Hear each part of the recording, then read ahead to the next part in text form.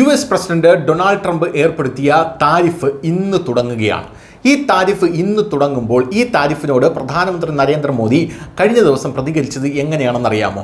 അദ്ദേഹം പറഞ്ഞത് ഇന്ത്യക്ക് മേൽ സമ്മർദ്ദമേറും തോറും ഞങ്ങൾ ശക്തരായിക്കൊണ്ടേയിരിക്കും എന്നാണ് നമ്മുടെ പ്രധാനമന്ത്രി നെഞ്ചും വിരിച്ചു നിന്നുകൊണ്ട് അമേരിക്കയ്ക്ക് കൃത്യമായി മറുപടി കൊടുത്തത്. എങ്കിലും US പ്രസിഡന്റ് ഏർപ്പെടുത്തിയ ഈ താരിഫ് തുടങ്ങുമ്പോൾ വലിയ രീതിയിലുള്ള പ്രതിസന്ധികൾ ഇന്ത്യയിൽ ഉണ്ടാകുമെന്നുള്ള കാര്യത്തിൽ തർക്കമില്ല.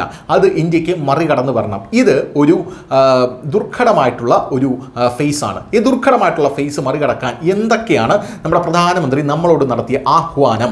ഇതിന് ഇന്ത്യക്ക് 4 വഴികളുണ്ട് എന്നാണ് മാധ്യമങ്ങൾ റിപ്പോർട്ട് ചെയ്യുന്നത്. US പ്രസിഡന്റിന്റെ പ്രഖ്യാപനം അനുസരിച്ച് ഇന്ന്, അതായത് ഓഗസ്റ്റ് 27 മുതൽ ഇന്ത്യയിൽ 25% താരിഫ് വരും. ഇതോടെ അമേരിക്കയിൽ നിന്ന് മൊത്തം 50% താരിഫ് ഈടാക്കും. അമേരിക്കയിലേക്ക് കയറ്റുമതി ചെയ്യുന്നത് ഇന്ത്യക്ക് ചിലവേറിയതായിരിക്കും. ഈ റഷ്യയുമായിട്ടുള്ള ക്രൂഡ് വ്യാപാരമാണ് ഈ കടുത്ത നിലപാട് ഏർപ്പെടുത്തുന്നതിന് പിന്നിലെ കാരണമെന്ന് അമേരിക്ക ചൂണ്ടിക്കാട്ടി. ഇന്ത്യ ഈ താരിഫിനെ എങ്ങനെ മറികടക്കും? അമേരിക്ക ഒരു അറിയിപ്പ് പുറപ്പെടുവിച്ചിട്ടുണ്ട്. അതായത് ഇന്ത്യക്ക് 25% അധിക താരിഫ് ചുമത്തുന്ന വിഷയത്തിൽ അമേരിക്ക ഔദ്യോഗിക വിജ്ഞാപനമാണ് പുറപ്പെടുവിച്ചിരിക്കുന്നത്. നമുക്ക് ഔദ്യോഗികമായി അമേരിക്ക നോട്ടീസ് അയച്ചിട്ടുണ്ട്. എന്നാലും ഇന്ത്യ US കരാറിലും ഒരു സമവായമായിട്ടില്ല. അതായത് ഇന്ത്യയുമായി ഒരു വ്യാപാര കരാർ അമേരിക്കയ്ക്ക് വേണം. അത് നമ്മുടെ രാജ്യത്തെ സമ്പൂർണ്ണമായി അമേരിക്കയ്ക്ക് മുമ്പിൽ അടിയറവ് വയ്ക്കുന്നത് പോലെയാണ് അമേരിക്ക വ്യാപാര കരാർ ആവശ്യപ്പെട്ടിരിക്കുന്നത്. നമ്മുടെ കർഷകർ അവരുടെ പാലുൽപ്പന്നങ്ങൾക്ക് പകരം നമ്മൾ അമേരിക്കയിൽ നിന്ന് വരുന്ന കൃത്രിമമായിട്ടുള്ള പാല്, അതായത് ജനറ്റിക്കലി മോഡിഫൈഡ് ആയിട്ടുള്ള പാൽ ഇവിടെ ഉപയോഗിക്കണം. അതോടുകൂടി നമ്മുടെ കർഷകർ തകരും. അതായത് പാൽ ഉൽപ്പാദനം, ക്ഷീരരംഗം അതിഭീകരമായിട്ടുള്ള പ്രതിസന്ധിയിലേക്ക് പോകും. പോരാത്തതിന് അവിടെ നിന്നും വരുന്ന പച്ചക്കറികൾ ഇങ്ങോട്ടേക്ക് മാർക്കറ്റ് ചെയ്യണം. യഥാർത്ഥത്തിൽ നമ്മൾ ഇതിലെല്ലാത്തിലും കിങ് പിന്നായിട്ട് നിൽക്കുന്ന ഒരു രാജ്യമാണ്. അതായത് മറ്റ് രാജ്യങ്ങളിലേക്ക് നമ്മൾ അതിഭീകരമായിട്ട് ഇതെല്ലാം കയറ്റി അയക്കുകയാണ്. പാലുൽപാദന രംഗത്തെല്ലാം ഇന്ത്യ നമ്പർ 1 ആണ്.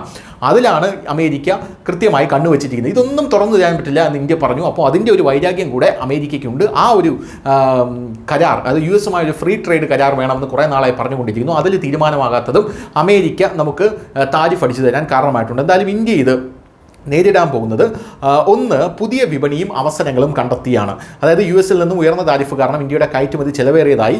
അത്തരമൊരു സാഹചര്യത്തിൽ ഇന്ത്യ US-ന് പകരമായി ഒരു വിപണി കണ്ടെത്തേണ്ടി വരും. പ്രത്യേകിച്ച് യൂറോപ്പ്, തെക്ക് കിഴക്കൻ ഏഷ്യ, ആഫ്രിക്ക തുടങ്ങിയ രാജ്യങ്ങളിലേക്കുള്ള കയറ്റുമതി വർദ്ധിപ്പിക്കുന്നതിനുള്ള അവസരങ്ങൾ ഇന്ത്യ കണ്ടെത്തും.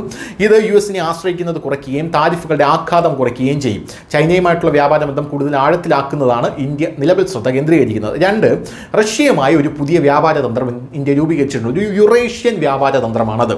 ആ വ്യാപാര തന്ത്രത്തിലൂടെയും ഇതിനെ ഏറെക്കുറെ ഒന്ന് മറികടക്കാൻ സാധിക്കുമെന്നാണ് നിലവിൽ ഇന്ത്യയുടെ പ്രധാനപ്പെട്ട ഒരു പ്രത്യാശ എന്ന് പറയുന്നത്.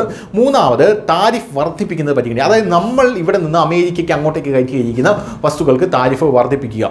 ഇന്ത്യക്കെതിരായ തീരുവകളിൽ അമേരിക്കയുടെ കർശന നിലപാടിന് ശേഷം ഇരു രാജ്യങ്ങളിൽ തമ്മിൽ ഒരു വിട്ടുവീഴ്ചയും ഉണ്ടായില്ലെങ്കിൽ ഇന്ത്യ പ്രതികാര താരിഫ് കൊടുക്കും.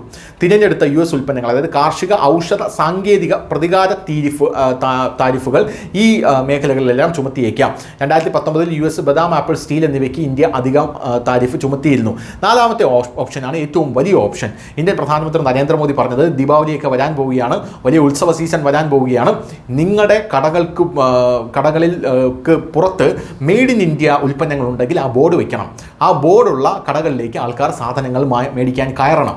അതുകൊണ്ട് വലിയ രീതിയിലുള്ള ഒരു മൂവ്മെൻറ്റ് അവിടെ നടക്കണമെന്നാണ് പറയുന്നത്. അത് സ്വദേശിവൽക്കരണം. പ്രാദേശിക വ്യവസായങ്ങൾക്ക് സബ്സിഡികളും നൽകുന്നുണ്ട്. 50% താരിഫുകളുടെ ആഘാതം കുറയ്ക്കുന്നതിന് ഇന്ത്യക്ക് ആഭ്യന്തര വ്യവസായികൾക്ക് സബ്സിഡികൾ നൽകാൻ കഴിയുമെന്നാണ് ഈ റിപ്പോർട്ട് സൂചിപ്പിക്കുന്നത്.